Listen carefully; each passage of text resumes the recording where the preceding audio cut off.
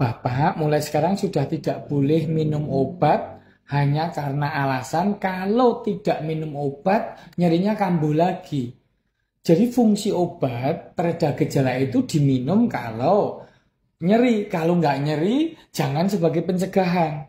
Nah sekarang efek samping yang terjadi pada Bapak setelah setahun 2 tahun Bapak minum kombinasi obat pereda nyeri anti rematik sama obat anti radang. Nah sekarang efek-efek samping itu terkumpul menjadi satu saat ini.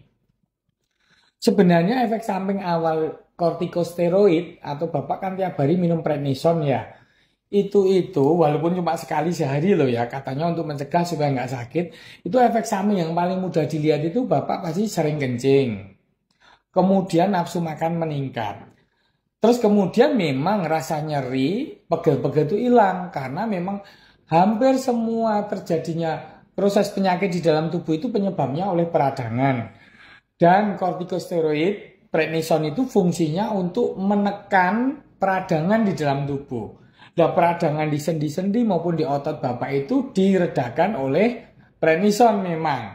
Tetapi ketika tidak sakit minum obat dan itu tidak dikurangin dosisnya terus-menerus menjadi kebiasaan tiap hari, akhirnya sekarang kegemukan jelas. Terus kulitnya menjadi lebih tipis. Ada bercak-bercak coklat atau kemerahan, jadi mudah memar. Kemudian sesekali sering merasakan nyeri perut. Bahkan kalau keterusan bisa terjadi penipisan pelapis lambung, mukosa lambung, jadinya bisa perdarahan di lambung. Terus kemudian bulu rambut juga agak tumbuh sedikit kan. Muka gemuk, punuknya juga seperti punuk onta. Itu karena Bapak minum obat tanpa konsultasi dengan dokter bertahun-tahun.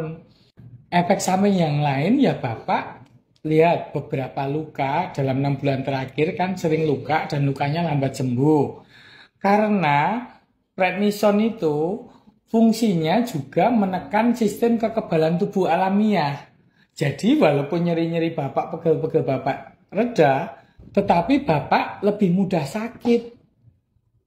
Bahkan dalam jangka panjang, prednison tadi bisa menyebabkan kepadatan tulang itu menurun, jadi pengeroposan tulang. Dan kemudian terjadi penumpukan lemak di mana-mana. Jadi Bapak tambah gemuk, sedangkan rangkanya, tulang penyangganya menjadi keropos. Itu bisa rentan patah pada leher, bonggo, tulang paha ataupun tulang pinggul. Ya, ini saya nggak bermaksud nakut-nakutin ya. Ini untuk kita kembali pada titik keseimbangan lagi. Karena sifat prednison atau kortikosteroid yang lain itu menekan sistem kekebalan tubuh alami. Jadi Bapak, walaupun pegel-pegelnya memang cenderung reda, bisa tidur nyenyak, tetapi Bapak akan lebih mudah sakit. Karena sistem kekebalan tubuh alaminya ditekan oleh obat tersebut, yang terus-terusan tersebut. Karena sebenarnya hormon kortikosteroid itu mudah dibikin di dalam tubuh kita, di kelenjar suprarenalis. Tetapi karena diberi masukan dari luar terus, lah itulah terjadi penekanan fungsi hormon alami.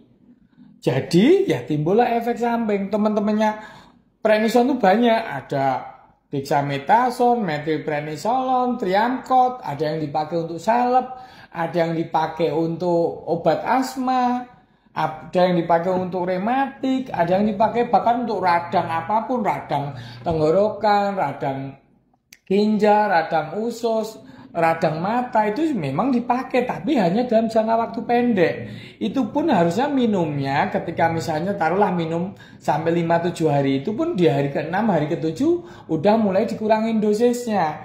Misalnya dosis harusnya 3 kali sehari menjadi 2 kali, kemudian menjadi 1 kali, seperti itu, untuk supaya menjaga kerja hormon alami, hormon steroid alami yang ada di dalam tubuh kita supaya tidak terjadi penekanan. Bahkan sekarang efek samping yang Bapak itu tadi kan otot kaki Bapak mengecil, itu juga salah satu efek hormon steroid.